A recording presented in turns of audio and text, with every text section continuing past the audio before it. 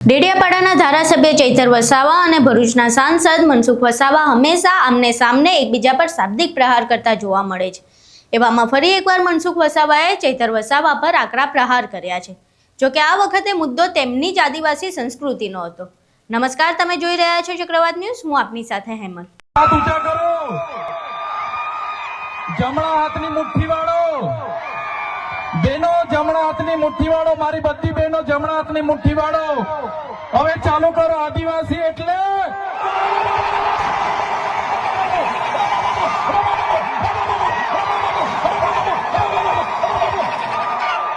આ આદિવાસી છે, અબોબો આદિવાસી જ કરી શકે, કોઈની તાકાત નથી અબોબો કરવાની। ચાલો આપણે અહીંથી પ્રસ્થાન કરીશું ભાઈ। આ દ્રશ્યો તમે જે જોયા તે ચૈતર વસાવા અને આદિવાસી લોકોના છે। આ આદિવાસી સંસ્કૃતિ ફક્ત ચૈતર વસાવા નહીં પરંતુ અનેક આદિવાસી નેતાઓ અને લોકો પોતાના તહેવારોમાં કરતા જોવા મળે છે। પરંતુ મનસુખ વસાવાને જાણે હવે આ પસંદ નથી આવી રહ્યું અને તેમણે આ વિશે ચૈતર વસાવાનો વિરોધ કર્યો છે। એટલે સુધી કે તેમણે ચૈતર વસાવા માટે લુખ્ખા જેવા શબ્દનો પણ ઉપયોગ કરી લીધો। નર્મદા જિલ્લાના ડેડિયાપાડામાં જાનકી આશ્રમ ખાતે વીબીજી રામજી યોજનાના એક વર્કશોપમાં ભાજપ સાંસદ મનસુખ વસાવાએ ચૈતર વસાવા પર પ્રહાર કરતા કહ્યું હતું કે આ આપણી આદિવાસી સંસ્કૃતિ નથી। ચૈતર એન્ડ કંપની અને આમ આદમી પાર્ટી આદિવાસીઓને બદનામ કરે છે।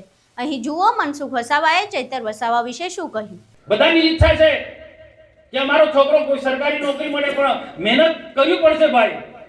તમારો છોકરો ડોક્ટર બનાવ તો એન્જિનિયર બનાવ, આ બેનને પૂછો ડોક્ટર બને કેટલી મહેનત કરવી પડી છે, કેટલી સખત મહેનત, એન્જિનિયર થવું કેટલી મહેનત કરવી પડે, ક્લાસ 2 ક્લાસ 1 કેટલું સખત મહેનત કરવી પડશે।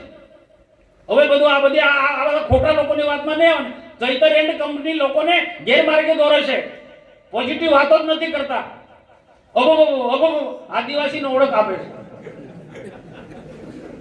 એ કહ્યું, એને કહ્યું છે આદિવાસી એટલે કોણ? આ આદિવાસી છે। અને પાછા એક બેલા આઠવા એક બેન છે, એ પાસે એ બી બેનોની સભા આ સંસ્કારો આપવાના છે।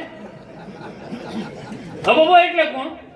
હું નાની મોટી બધી સભામાં કહેવાનું બંધ કરી દે છે ને, કાતો બોલતો બંધ કરી દઈશ, બધાય બોલવું પડે। એટલે કોને કઈ લુખ્ખો માણસ હોય તો અબોબો કે, ગામમાં હોય ને લુખ્ખો માણસ હોય, આપણા તાલુકાનો લુખ્ખો છે ધારાસભ્ય, તો અબોબો કે ને, તો સીધી વાત છે ભાઈ, સીધી વાત છે। ગામમાં ડામીસ હોય, લુખ્ખો હોય, પીધેલ હોય, એક લાકડી લઈને ધારા લઈને અબોબો કરતો પડે, તો એ લુખ્ખો છે। અને પેલી બેન માજી સંસદ સભ્યની દીકરી આવી હોય, એ પાછી બહેનોની સંગત, તમે કઈ દિશા પર લઈ જવા માંગો છો બહેનોને, યુવાનોને કઈ દિશા પર? આ સમજવું પડશે। મનસુખ વસાવાએ બધાએ બોલવું પડે, બધાએ અહીં બોલવું પડશે ભાઈ, નહીં તો બધાને અબોબો કરાવશે અહીંયા, પછી શું થશે?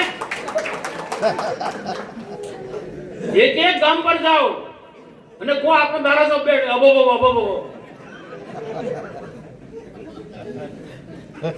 તો આ તો પોઝિટિવ નેતા કોને કહેવાય? સમાજને, યુવાનોને, બહેનોને યોગ્ય દિશા આપવાનું કામ કરે એ નેતા કહેવાય, એ આગેવાન કહેવાય। અબોબો કે એને નેતા કહેવાય? આવા લુખ્ખા લોકોને ઓળખો ભાઈ, એમની આખી ટીમ જ છે એવી। બહુ અભ્યાસપૂર્વક પાર્લામેન્ટમાં હજી ચર્ચા, સામેના વિરોધ પક્ષના લોકોએ ભલે એટલું બોલ્યા છે કે ગાંધીજીની યોજના તમે બદલી નાખી, પણ ગાંધીજી ઉપર રામ છે ને, આપણે તો મહાત્મા ગાંધીજીને સન્માન કરે છે, પણ મહાત્મા ગાંધીજી માટે પણ આદ્ય રામ હતા। 10મા ધોરણ 12મા ધોરણ આપણું બાળક જાય ત્યારે મહેનત કરે, પણ મહેનત કરવાની પહેલા ધોરણથી સરકાર, તો તમે જુઓ સરકાર કેટલી ગંભીર છે। બાળક માના પેટમાં હોય ત્યારથી ચિંતા કરે છે, તમે જો કેટલું, આ તો મા બાપને ખબર ના પડે, સરકાર એટલી ચિંતા કરે છે। હવે આ મનસુખ વસાવાના પ્રહારો બાદ ચૈતર વસાવા શું પ્રતિક્રિયા આપે છે અને આદિવાસી સમાજ આ નિવેદનને કેવી રીતે જુએ છે તે જોવું રહ્યું। મનસુખ વસાવાના આ નિવેદન વિશે તમારું શું માનવું છે? કોમેન્ટ બોક્સમાં જરૂર જણાવજો।